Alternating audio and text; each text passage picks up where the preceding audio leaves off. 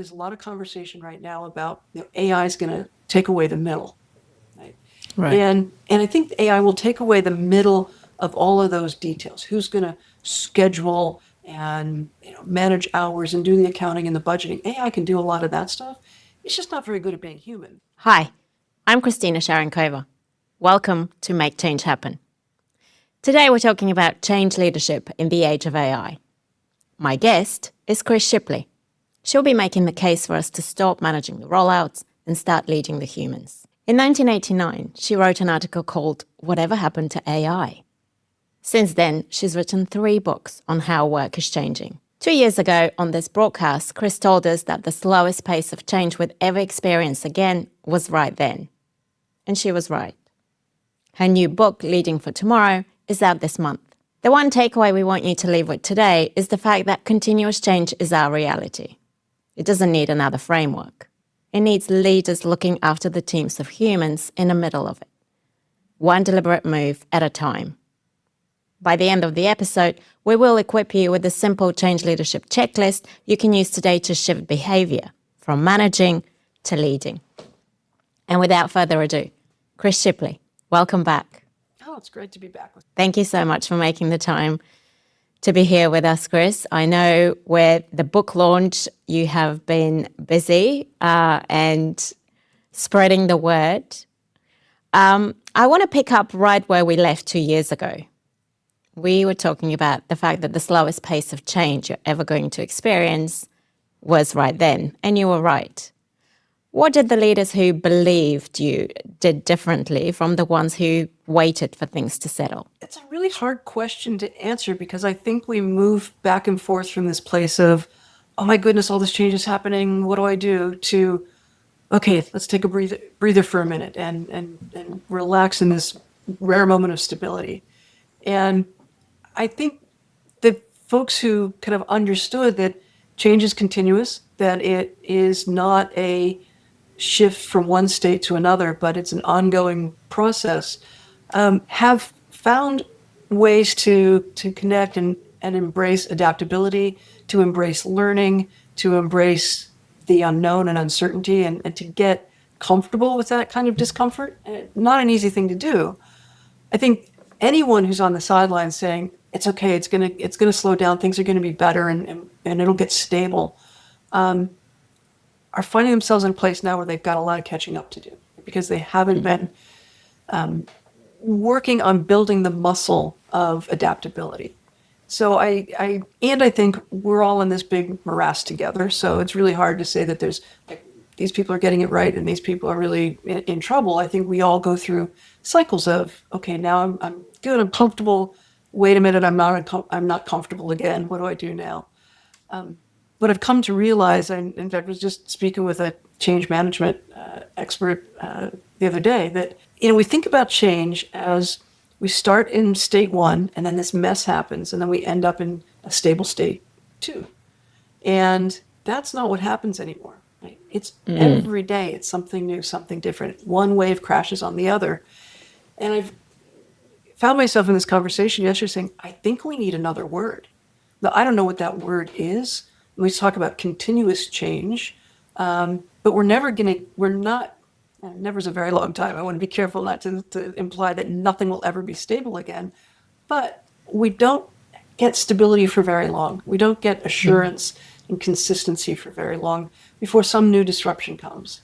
So there's got to be a different word for that, I think. I don't know what it is. And if anybody listening does, I'd love to hear the ideas because I think we need to find new language to talk about what it means to manage change and to lead through change when it's all change. Yeah. I love this call that we need to find new language. I feel like the systems and the frameworks that we have built are very outdated and we seem to be following advice that was created for a different world. Now the world has changed and we're not necessarily up to speed. Everything's moving way too fast. We feel like rabbits in the headlights. Yeah, I mean, you're totally speaking my language now. I'm moving forward from this work to really look at what does it mean to re-examine, reimagine, and rebuild all these systems that were built for an economy, for a society, for civic structures that were kind of pre-industrial age, right? And we don't live in that anymore.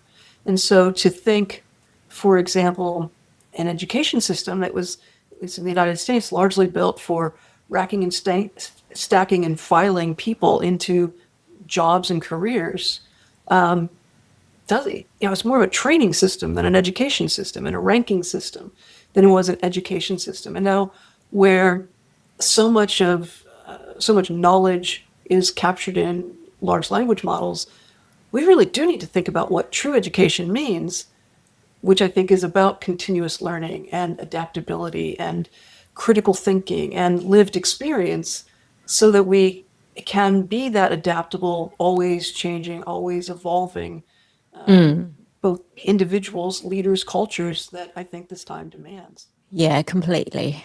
And yet I feel like the leaders, or some leaders that we still have, find it very hard to say, I don't know, and can we work it out together? Why is there such a hurdle? First, I will agree and say, I don't think that if you were a leader today and you've been in your career for 15, 20 years, let's say, what got you to this moment isn't going to get you where you need to go or where your teams need to go going forward. You're going to need different skills, and we can talk about that. But I think that what got you there, or got you here, for so many people was being the smartest one in the room, having the most experience, knowing the answers, being able to sketch a strategy that worked, all of that experience and assurance. Right? And so to say in the midst of any project, well, I have no idea, that's incredibly vulnerable. That's like saying, I don't deserve to be in this leadership role, because leaders were meant to, and by so many definitions, if not have the answers, know how to get to the answers, and be very confident and being very directive of their people. And that model, I don't think, works when when everything is, kind of, you're on uneven ground now. Mm-hmm. And so that vulnerability, and that's really what I think the answer to your question is, it's hard to be vulnerable. It's hard to be vulnerable in front of people that you are meant to be leading in that kind of traditional sense. And so to say, boy, I don't know, makes you feel like, boy, maybe I shouldn't be in this leadership position if I don't know. I think the answer, I don't know, but let's find out together. How should we go about that? If this is the objective, what are the pathways we could take to get there? Let's go explore that. I think that's a very powerful message that doesn't necessitate that you know the exact answer. Mm. And so that kind of, we in the past would call it micromanaging. Here are your tasks, do these tasks, check them off, and go hit the time clock on your way out the door. That kind of management, but it is management, it's not leadership. And that's not working anymore when, again, all the answers are just not evident. Mm. Yes, completely. And when we were talking earlier, you touched on something that I'd love you to tell this audience a little bit more about. And we were talking about the fact that although it's time of immense change, it's also a time of immense possibility, and exactly for the people that are starting to rise and maybe are feeling stuck a little bit in middle management, but now there's this possibility that they don't have that hung up from management and from leaders, that it has to be a very directional leadership. They can be a lot more inclusive. They can be a lot more collaborative. Tell us a little bit more about that, because I know you were explaining it beautifully. Well, I'll try to explain beautifully again. I think anytime there is disruption and chaos, there's also tremendous opportunity. And it's that opportunity that comes from imagination, from creativity, from collaboration, from, maybe it's rare vision that you see the thing that no one else sees. But it's also, I think, what comes when people come together to identify the moment and the opportunities that are in the moment, rather than fixating on what's the crisis in front of us. So what's on the other side of that disruption, the other side of that crisis, that gives us a chance to learn and grow.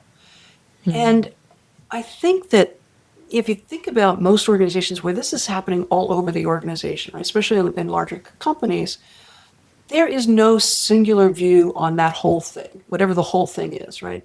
People are experiencing these direct disruptions in micro moments and in very large ones. This is, I think, the opportunity for individuals at any level in the organization to say, hey, I have an idea. I see something a little bit differently. Could we try? Or I went home last night and I talked to Claude and it came up with these answers and this one makes sense to me. Should we look at that further? I mean, there's an opportunity to be proactive. And I think it is an opportunity to really reclaim your agency as a member of a community and an organization. Your one of the gifts, if you will, of our pandemic years was that it gave people a lot of agency to in how they work and how they communicate with their coworkers. And so, like embracing that agency to bring new solutions, new ideas, new direction to your collective team. I think that's one way people who might be in what we would traditionally call middle management roles can really differentiate themselves and stand out. And so the real role of a manager in that middle level is how do I work with the people around me, collaborate with those people to create new value?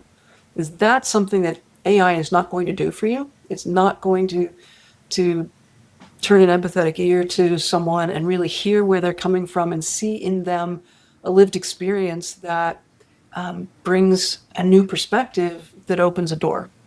And I know that kind of sounds a little vague when I say it that way, and that's partly deliberate because, again, we don't know what those doors are or what those experiences are. But I think we're moving from an economy where the role of the manager and the leader is to wring value out of all the resources, right, including human resources. And I think a lot of people who are burned out at work are often burned out because they've just been wrung dry. Right? And I think we're reaching a natural end to that kind of an economic model. And the new model that comes after that is one of collaborative creation. And so I think the opportunity, again, in that middle layer is to model that. What does collaborative creation, value creation look like? And how can all of the people in your organization have a voice in that? Because I think it's all of those really far-ranging opinions and life experiences that give us insight into where things might be going and where new opportunities lie. Yeah, it's very interesting. I think it calls us to lean into the human side, right? And to be vulnerable, to be open to new ideas, to be open to change. Yet, up to date, and up until this moment, we've really been identifying our jobs with the things we do in our jobs. You know, I compile a report, I run this function, I do this. Like a lot of that grunt work, the AI can take away and can speed it up and can give us opportunity to lean more into the human. I have this theory that we almost are suffering of an identity crisis. You know, who am I if I don't have the things that define me as an accountant, as a operations manager, as a business analyst, right?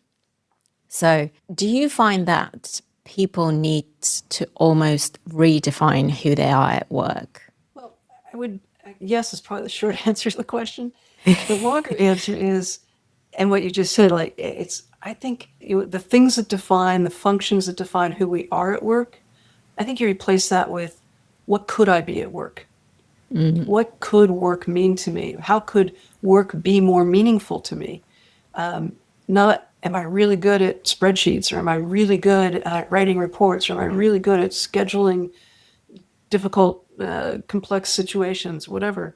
But what is it that what do I love? We had a gathering over the weekend of many of the collaborators in this book and early readers.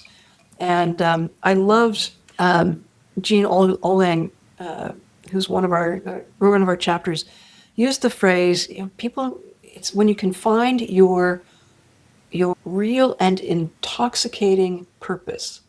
And I love this idea of intoxicating, right? We talk a lot about I need to find my purpose, my true purpose, my clear purpose. But an intoxicating purpose is something you behave really differently around, right? It's that thing that it just fills you up and you have to have it, right? And when purpose can become an addiction, if you will, in a positive sense, then you're going to work not to file a report or do the tasks, whether you do them or AI does them. You're going to work because at the other side of that effort is something that gets you closer to achieving that purpose. I think we have very largely as human beings lost sight of purpose in our work. Right? We in the adaptation advantage, which I wrote with Heather McGowan in 2019, we talk about the three questions, right? And the questions are, what do you want to be when you grow up? What's your major in college? What do you do? Right? We've framed this identity around your work. But when you change the questions to, what do you love to do?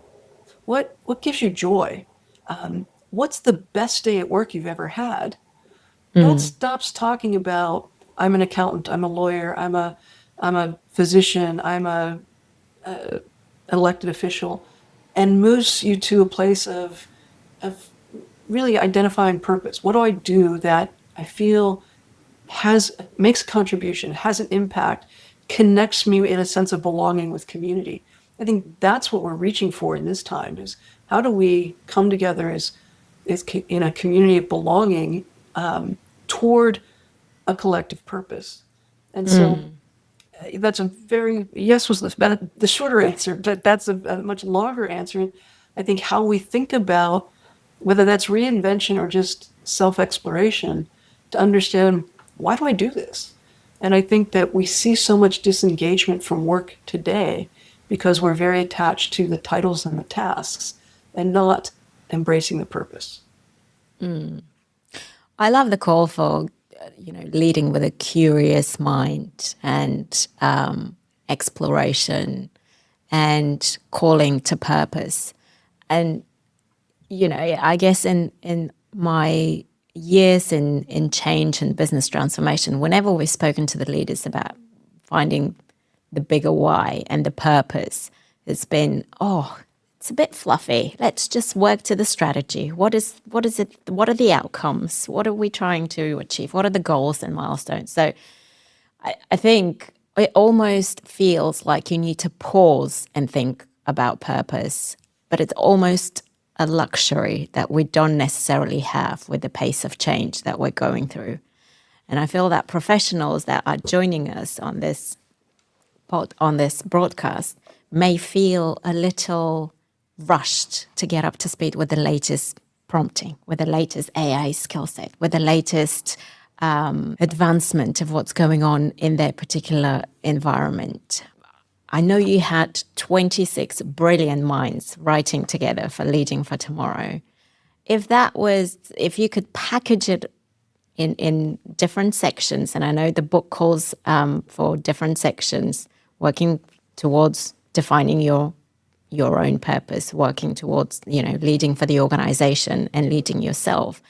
Like, what are some of these ideas and tips that our professionals can look at working towards and building towards? I want to challenge something you said a moment ago, which was that finding your purpose is a luxury, or that thinking about your why was a fluffy thing. And yes, I agree. When we wrote The Empathy Advantage, I had people say to me, well, empathy, that just means people get away with stuff, right? You just have to be nice all the time, which is, I think, a very minimalist view of what empathy is. But it's seen as these things, we often talk about them as soft skills, right? How leaders need to have these soft, how do we talk to people and do these things?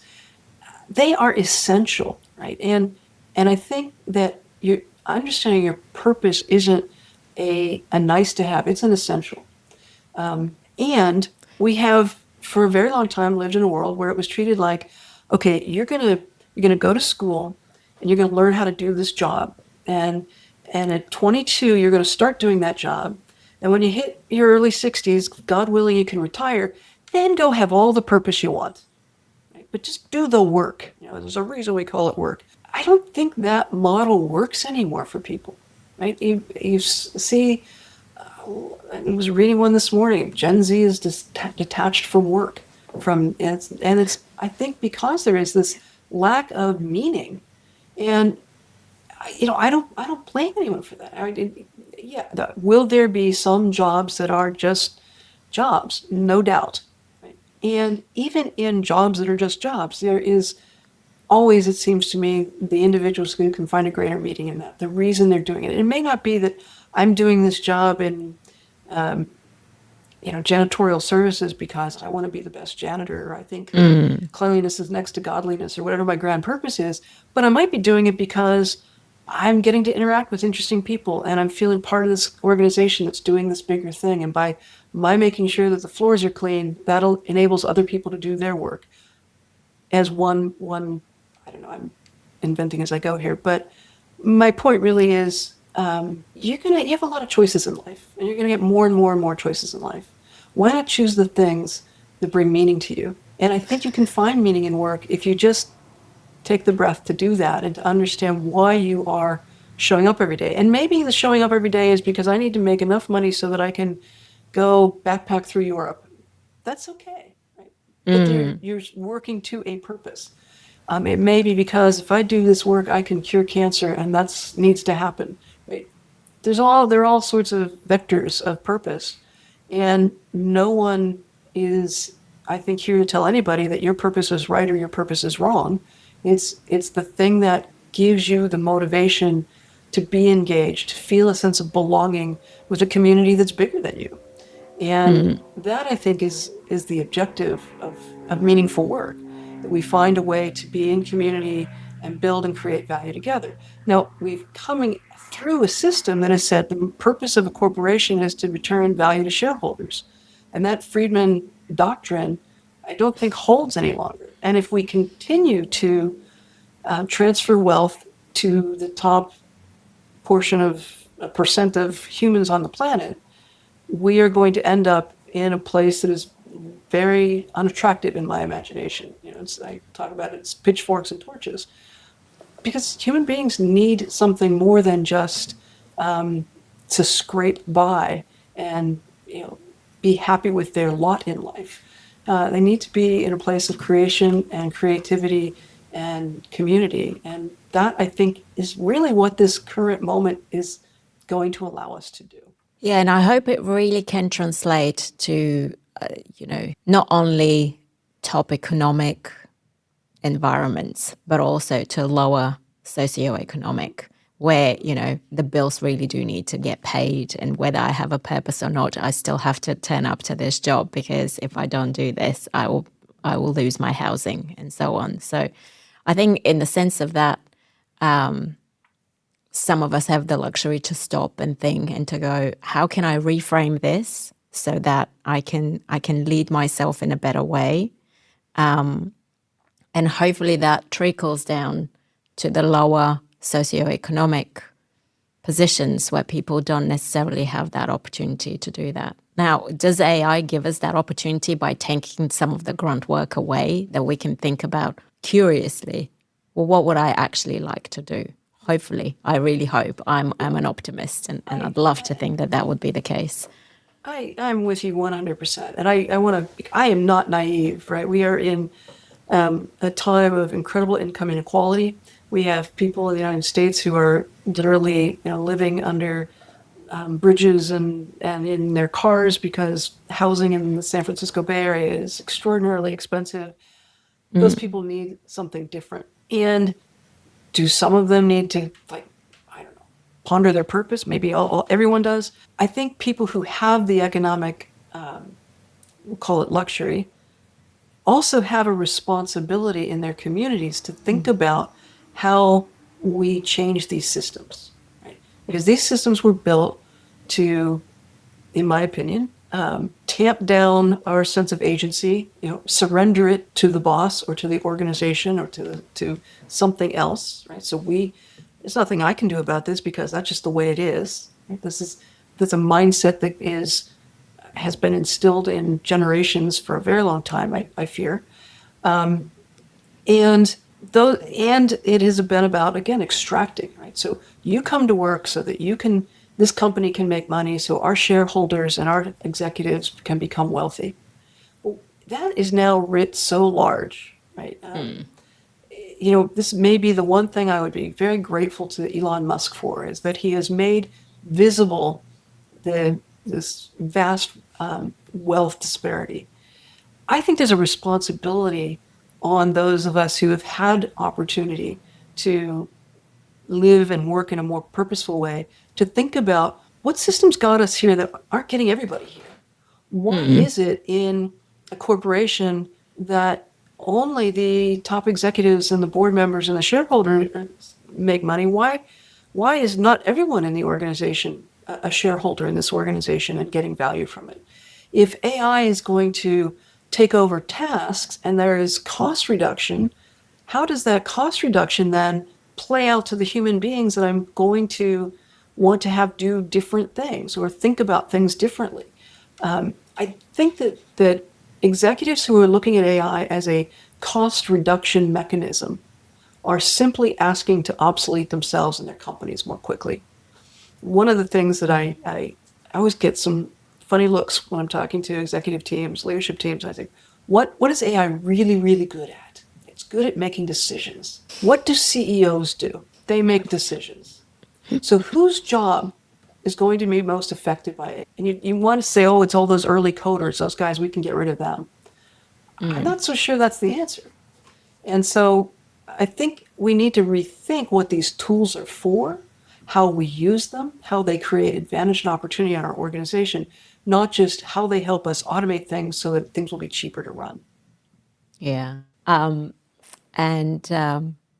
Yes, decision making and synthesizing information so you can get a more holistic picture of where we're headed and all of the things you're perhaps not considering or you're missing out. I mean, that's one of the items that we wanted to talk about as a takeaway from this. If we circle back to some of the things that people can do, after this session, is to focus on using AI for getting a more holistic view.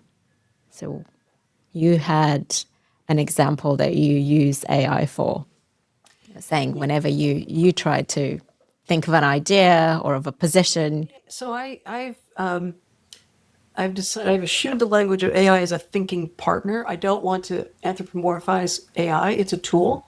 But I find that it can be a really valuable tool. I am often trying to synthesize very large amounts of data and email and reading, and to be able to say, hey, here's all of this that got dumped on my desk this morning.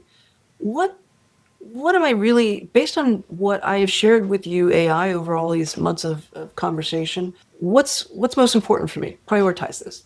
That's a great efficiency. And now I can use my judgment in dealing with that information.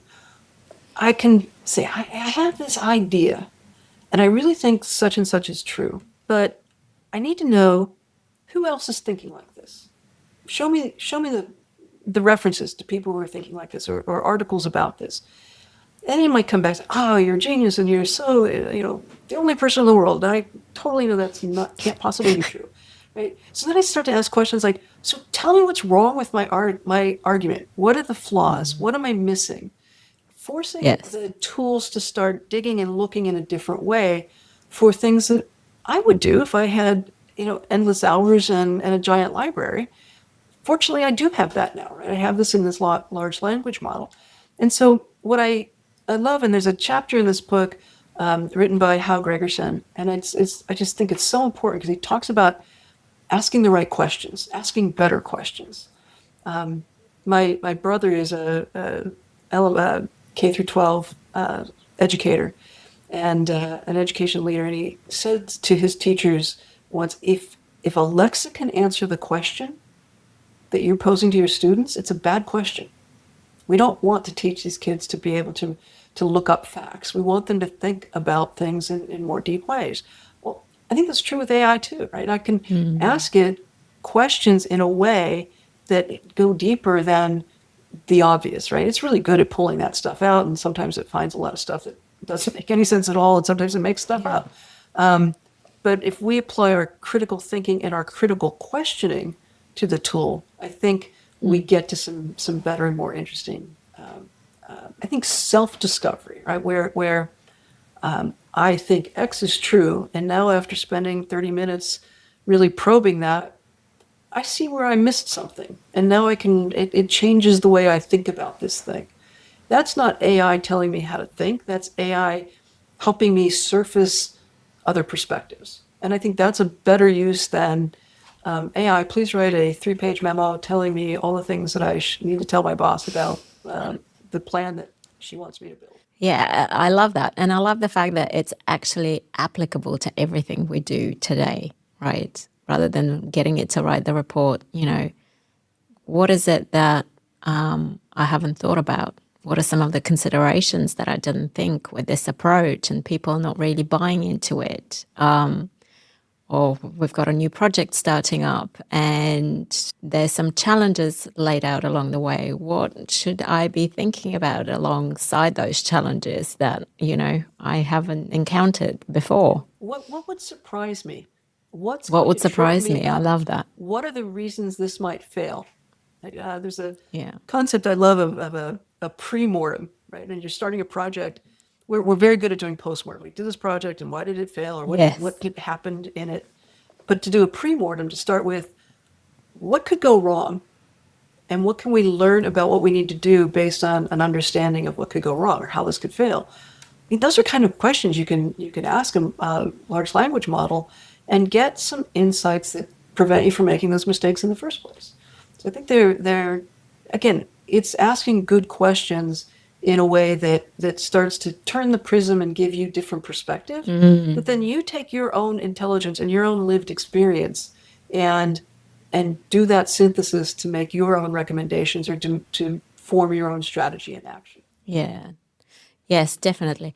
And on the pre-mortem, I had a guest a couple of weeks ago, Bob McGannon, who was also talking about doing a pre-mortem on a project. So it definitely, all of these ideas seem to conjoin and form something that we can actually use the intelligence of the AI to give us judgment and intelligence to make the decisions that we need to make rather than deciding blindly in the direction. One thing I want to just maybe put a double click on this is that the piece that AI is never going to bring to the table is the lived experience, that human experience.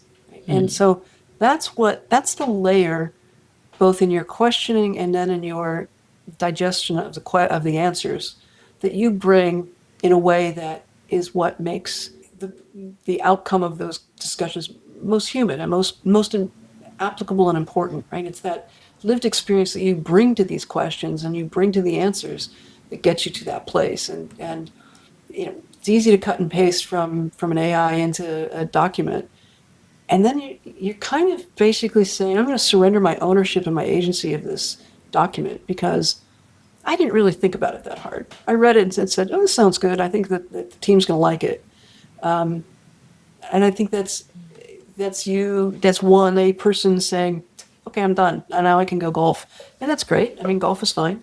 But is it really what's going to make you feel like you're contributing in your work environment? I don't know, maybe not.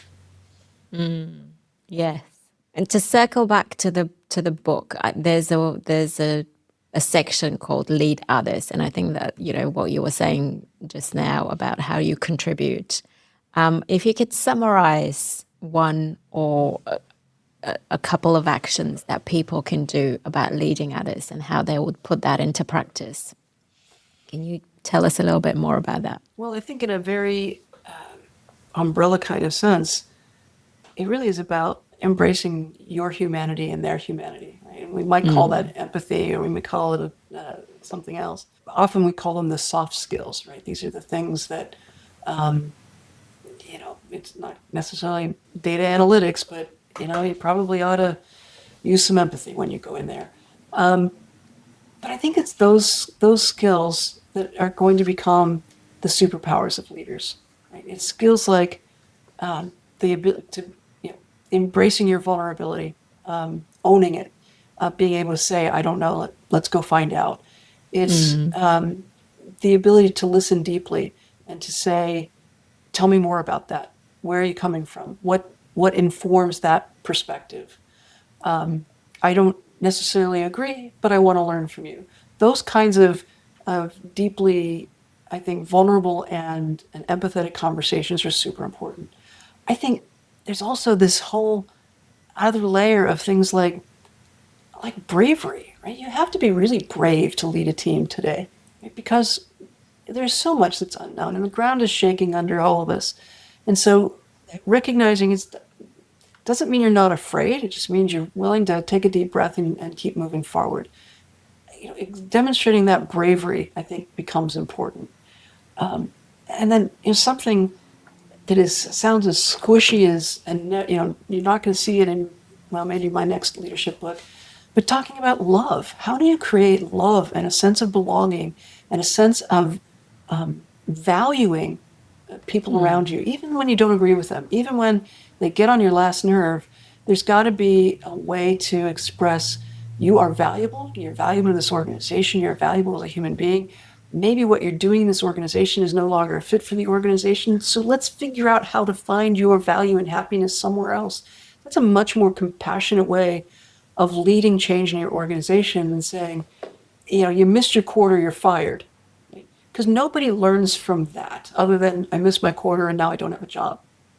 So where do we kind of inject a real humanity that I think is where all that opportunity gets discovered, right? It's that person who says, I saw something like this once back in the day when I was doing something entirely different, and maybe if we did that, it would work.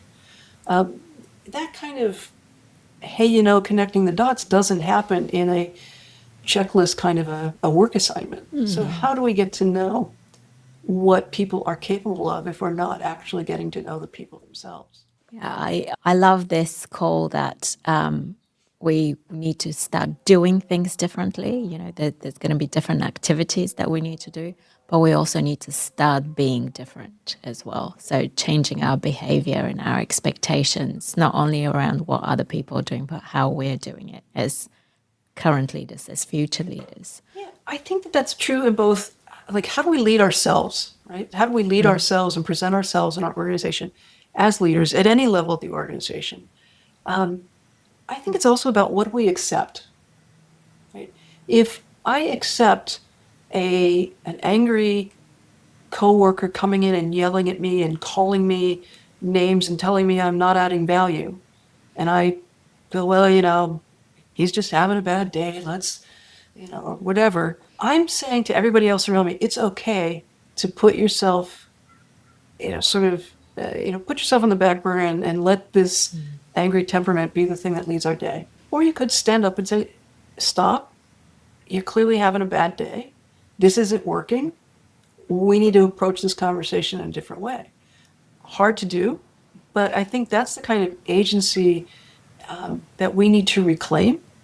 The ability to say, I see something, I'm going to be respected and I'm going to respect. And I'm going to listen to your ideas when I don't agree with them.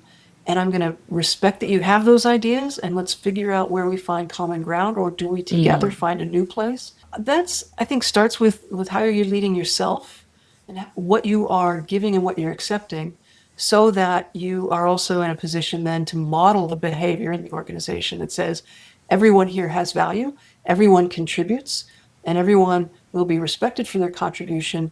Doesn't mean we're going to do what you say necessarily, but it means we're going to listen with respect so that we can get the best ideas on the table, get the best learning on the table, and really help people feel like they're empowered and have the agency to contribute and make change in the organization. And I think it also calls for us to be open to experimentation. I mean, we've spoken about trying different things and being very curious, and let's see if this works, and what if we try this. But also it calls for the fact that there will be experiments that don't work out, right? There will be mistakes along the way. So I think having comfort with us having failures and learning from failure. I think it's a brilliant learning journey that we need to embrace. And I'd love to hear from you on this one, with all of the experience that you've had and all of the different hypes that you've seen. What is something that you got wrong, and how did you learn from it so that it brought a positive impact to you, to your journey? I've gotten so much wrong. Just the nature of it, right? Because if you're not making mistakes, you're not learning. Very few people who can learn without some kind of a mistake or a failure. And so, it is, I think our instinct, my instinct, I don't want to speak for the world, is to say, it's like, you cut your finger and you go like this, like you're shaking the pain away, right? I just need that to go away. And so I'm going to forget about it. I don't want to think about it. I don't want to dwell on it. I got to move forward. And I think that's a lost opportunity. It's perfectly natural, right? Nobody wants to dwell on that. I've been working in kind of back cycles for a long time on a, I don't know if it's a book or what it will ultimately be, but I've titled it Failure, a Love Story. And I open this in the little bit of writing I've done to it, and I talk about the fact that I have failed. I have failed as an entrepreneur. I've closed businesses. I've failed in personal relationships. And I even failed kindergarten. So I am a kindergarten flunky. And it's just part of it. Like, you just have to acknowledge what happened in those situations so that you learn from them and you grow from them. But when I first talked to someone, a friend of mine, about this project, she said, well, of course you'll talk about your own failure. And I went, what do you mean? Like, oh, no, I can't. And then where I had to, like, I want to talk about other people's examples of failure, not mine. So I think that's important. I was talking to a couple of weeks ago, and I think the fact that this was someone was a leader in a military contracting, military industrial complex kind of company. So big company, huge budgets, responsible for really big, important things. And he was brought in to kind of change the culture of this particular organization, to deal with whatever the particular business outcomes were. And he did a couple of things that were really interesting. First of all, he celebrates failure. He said, oh, so-and-so came to me and said something, we got the wrong part. So great, let's have a pizza party. In fact, let's have an ice cream social in the executive dining room. You guys, have you ever seen it? Come on up, let's look. He basically made coming forward with failures and mistakes a benefit, right? In that, because what he didn't want was for people not to tell him things that didn't work, right? He needed to have transparency into all parts of the organization. So by saying, great, mistake, good on you, thanks for bringing it forward, we're going to go have some ice cream. That changed the culture where people stopped being afraid to make mistakes and became more comfortable at least informing about them, because they knew that they weren't going to get in trouble or get fired necessarily, but they were helping the organization by bringing these things to the fore. The other thing he did was create a system, and I'm sure you all have seen it. You come out of a public fast food joint or a public restroom, and there's the smiley face buttons, and like, are you happy or sad with your experience? It's a dashboard that's almost that simple in the organization. He asked 2 questions to everybody, top to bottom. Did we make the decision? Are we on plan with the decision? Is the first one. And the second one is, are you happy about it? How do you feel about it? And he said, it's a weird thing to ask people, but it's a perfect indicator of whether we're on track or not. Because if we're making decisions but we feel bad about them, something's not right. And he said, when that happens, and we have daily stand-ups, and we talk about this very simple system where I see those differences, I can say, well, here's a decision that was made, but someone's anonymous, someone's not happy with it. What do we think's going on?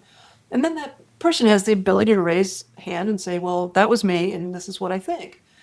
And he told me the story of somebody who was kind of a mainline manufacturing line employee who was, yes, we made the decision. No, I'm not happy. I'm not comfortable. And the issue was that the product we usually use is green, and the one we're using for this product is pink, and I just don't know if that's the same or if they're different. And everything in the purchase order and the delivery notes said it was the same product. But when they looked into it, they found that those products had two different capabilities. And one was used in high heat situations and the other in high cold situations or something. And so it was being applied, essentially, this product, and they caught it within a day and were able to correct. He said, if that person didn't feel comfortable saying, something's not right here, we would have run a whole production line and had had installed failure into this new product. So Yes. just asking the question, how did you feel about your day to day? Did it, is that, how are things going? You're making progress, but how do you feel about the progress? They're two different questions, but they get at the same issue, which is, are we on progress, on the right track? And where are we diverging from whatever the right track is to identify potential failures sooner?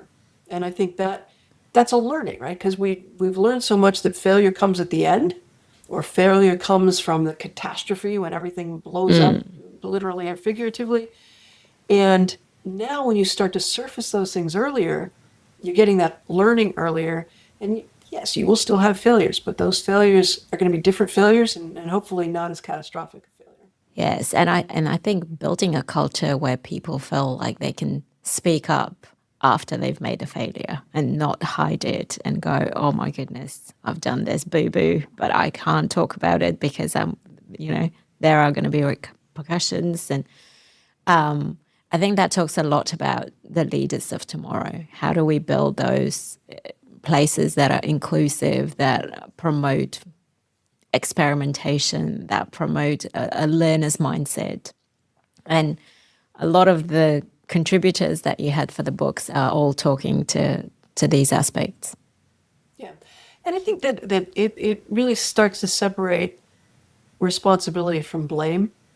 I might be responsible for that failure, that mistake, and I'm going to own it, and I'm going to work on course correction because that's fundamental to the outcomes. But I can be responsible without being blamed in a way that it's, you were lazy or stupid or careless or it wasn't me, it was that guy. We start to take responsibility, and in taking responsibility, we have the opportunity for correction and improvement. And I think that when you don't have the safety, and Amy Edmondson is one of our contributors who initiated this idea of psychological safety. When you don't have the safety to say, there's something wrong here, we need to fix it, then you shift from a responsibility game to a blame game. And that rarely ever goes well, at least in my experience.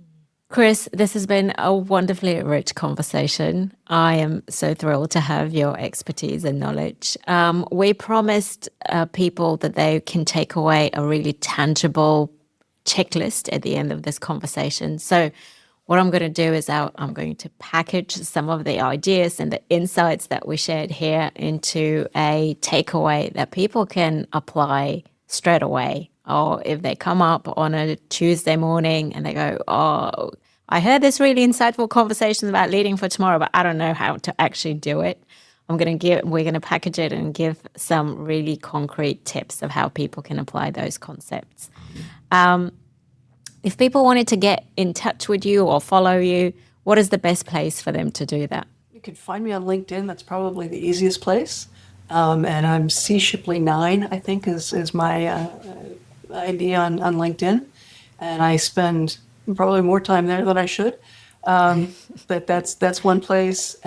You'll find me on Substack, and my emails and other contacts are pretty readily available for the quick search. So I'm happy to talk to anyone about these issues. I really do think that we are in this liminal time from the way life used to be and the way work used to be to a new, and I think greater opportunity. It's opportunity for us to be living a more fulfilling, purposeful human life.